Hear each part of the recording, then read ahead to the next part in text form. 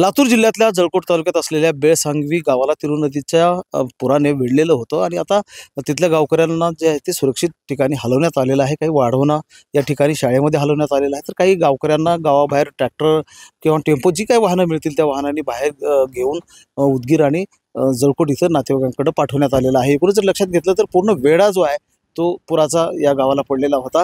आमदार संजयजी बनसोडे आपल्या सोबत आहेत, त्यांच्याकडून जाणून घेत। मला सांगा सर, काय परिस्थिती झालेली होती आणि आता त्या गावातल्या किती लोकांना हलवण्यात आलेलं आहे? गेले 2 दिवसापासून लातूर जिल्ह्यामध्ये विशेषतः जळकोट तालुका उदगीर तालुक्यामध्ये प्रचंड मोठी अतिवृष्टी त्या ठिकाणी झालेली आहे आणि आणखीनही चालू त्या ठिकाणी आहे। आणि रात्री प्रचंड पाऊस पडल्यामुळं तिथं तिरू मोठा प्रकल्प आहे, त्या प्रकल्पामधून मोठ्या प्रमाणावरती पाणी सोडण्यात त्या ठिकाणी आलं आणि त्याच्याच बाजूला जळकोट तालुक्यामध्ये बेळसांगवी गाव त्या ठिकाणी आहे आणि त्या गावाला अक्षरशः चारी बाजूनं पूर्णपणे गाव ते पाण्यानं त्या ठिकाणी वेढलं गेलं आणि लोक घाबरलेले त्या ठिकाणी होते। मला गावातल्या अनेक जणांचे फोन त्या ठिकाणी आले। मी सकाळी 9 वाजल्यापासून त्या गावामध्ये त्या ठिकाणी मी ठाण मांडून त्या ठिकाणी होतो। मला गावात काही जाता आलं नाही, कारण चारी बाजूनं पाणी त्या ठिकाणी होतं। जवळजवळ 6 ते 7 फूट पाणी त्या ठिकाणी होतं।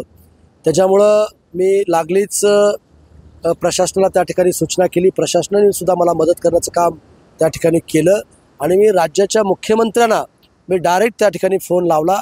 देवेंद्र फडणवीस साहेबांनी लागलीच प्रशासनाला त्या ठिकाणी सूचना दिल्या की NDRFची टीम असेल, SDRFची टीम असेल किंवा मिलिटरी असेल किंवा अग्निशामक दलाचे जवान असतील, या सगळ्यांना सूचना दिल्या। त्यानंतर मी आमचे नेते माननीय अजितदादा पवार साहेबांनासुद्धा मी याबाबतची कल्पना त्या ठिकाणी दिली।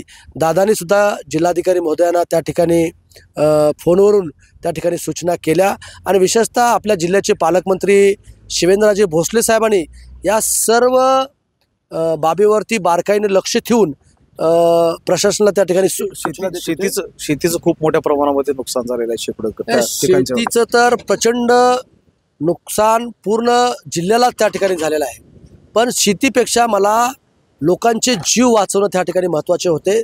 शेतकऱ्याला हे महायुतीचं सरकार, मुख्यमंत्री, 2 उपमुख्यमंत्री प्रचंड मदत त्या ठिकाणी करतील, पण जीव गेल्यानंतर जीव येणार नाही। म्हणून आम्ही सगळेजण ठाण मांडून कमीत कमी 6 ते 7 तास आम्ही एका जागेवर उभारून आम्ही हे सगळ्यांना मदत त्या ठिकाणी मागत होतो।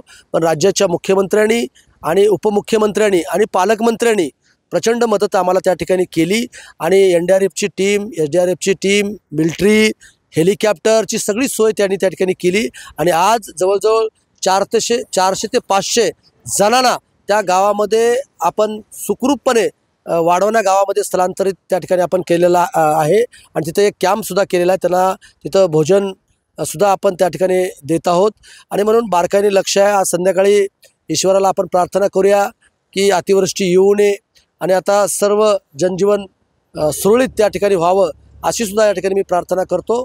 पण मी परत एकदा सर्व तुमच्या मीडियांचं, जिल्ह्यातल्या प्रशासनातल्या सर्व अधिकाऱ्यांचं आणि जनतेचं सुद्धा मी मनापासून सर्वांनी सहकार्य केल्याबद्दल त्या ठिकाणी मी आभार व्यक्त करतो।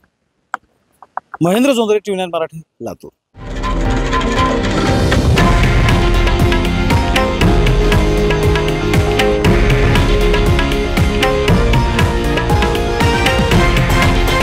हे आहे देशातील नंबर 1 न्यूज नेटवर्क आणि आपण पाहत आहात TV9 मराठी, एकमेव।